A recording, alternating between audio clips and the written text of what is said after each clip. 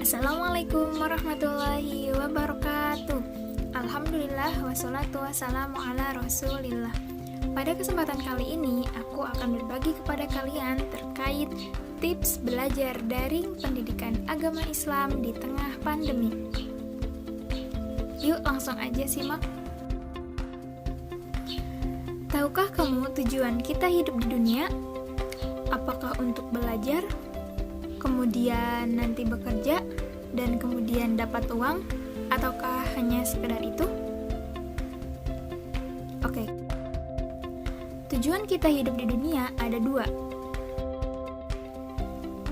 Yang pertama sebagai Abdullah, dan yang kedua yaitu sebagai Khalifatullah.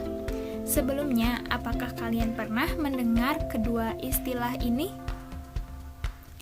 Oke, mari kita cek di slide berikutnya.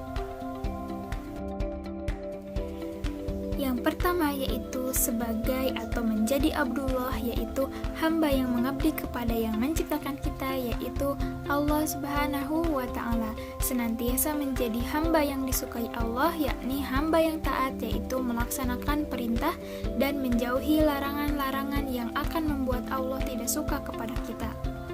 Nah, itu kita sebagai Abdullah, yakni hamba yang mengabdi kepada Sang Maha Pencipta.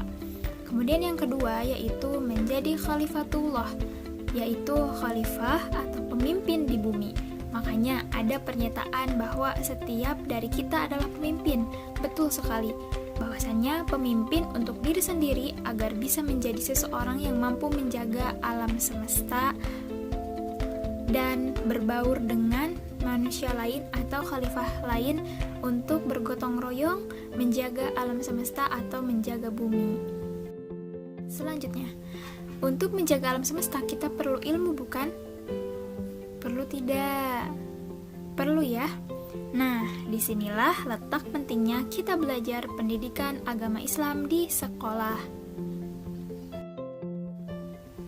Nah, dengan belajar pendidikan agama Islam atau PAI, kita tidak dituntut untuk menjadi ustadz, ulama, kiai, atau ahli ilmu agama.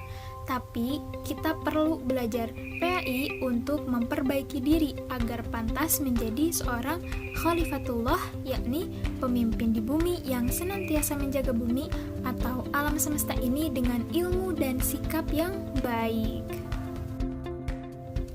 Nah, oleh karena itu, aku, kamu, dan kita semua harus senantiasa memiliki jiwa yang semangat untuk belajar pendidikan agama Islam.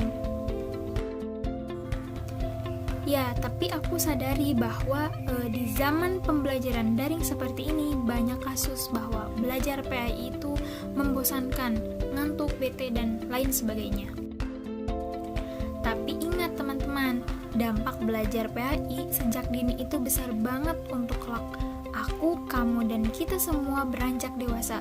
Jika kita serius belajar PAI, insya Allah kita akan tumbuh menjadi pribadi dewasa yang kuat mental dan kuat iman. Tentunya kuat imun juga dong. Nah, di sini aku punya tips nih buat kalian supaya belajar pendidikan agama Islam atau PAI tidak membosankan di tengah pemberlakuan belajar daring. Yuk, coba kita langsung simak aja di slide selanjutnya. Nah, yang pertama, niat yang tulus. Niatkan kerteken gitu ya dalam hati bahwa aku belajar PAI untuk aku yang lebih baik sehingga Allah suka dan Allah sayang sama aku. Nah, niatnya itu karena Allah, jangan niat karena hal yang lain-lain. Niat ingin disebut sebagai ustadz, ulama, dan lain sebagainya. Nah, itu udah urusan dunia. Nah, urusan akhirat adalah niat yang tulus karena Allah Subhanahu wa Ta'ala.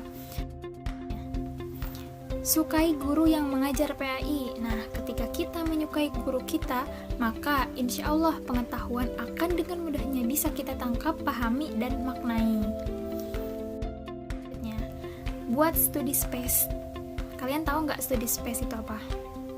Yap, tempat belajar yang nyaman, yang kamu sukai, buat seestetik mungkin sebagai versi kamu, sebagai keautentikan kamu. Intinya buat tempat belajar itu nyamannya kamu, bukan nyamannya orang lain.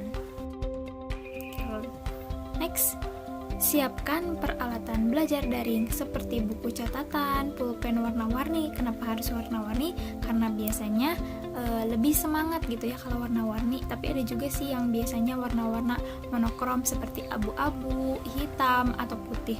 Nah, kemudian laptop dan gadget yang bersih. Ini penting banget ya, kalau misalnya laptop dan gadgetnya kotor, pasti kita nggak akan semangat buat belajar. Kemudian Al-Quran tentu ya, kalau misalnya kita belajar PAI harus ada Al-Quran di dekat kita. Dan hal lain yang kamu butuhkan harus disediakan sebelum pembelajaran daring berlangsung. Oke, selanjutnya konsentrasi belajar dengan fokus dan tidak tegang.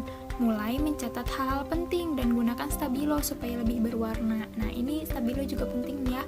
Jadi biar mencatatnya itu semangat yang ketika kita nanti akan membuka lagi, kita tinggal baca yang ada stabilonya, gampang gitu. Selanjutnya, praktikkan ilmu yang sudah didapat dalam kehidupan sehari-hari. Nah, ini penting ya. Jadi setelah mendapatkan ilmu, maka tahap terakhir adalah praktik. Salah satu amalan yang akan berguna di akhirat kelak adalah ilmu yang bermanfaat. Nah, jadi implementasi dari kita menuntut pendidikan agama Islam adalah mempraktikkannya secara nyata dalam kehidupan sehari-hari. Karena kalau PAI tidak dipraktikkan, maka ya terpendam atau tertumpuk dalam otak saja itu tidak cukup gitu ya. Harus dipraktikkan. Oke, sudah selesai ternyata. Semoga bermanfaat. Wassalamualaikum warahmatullahi wabarakatuh. Dadah.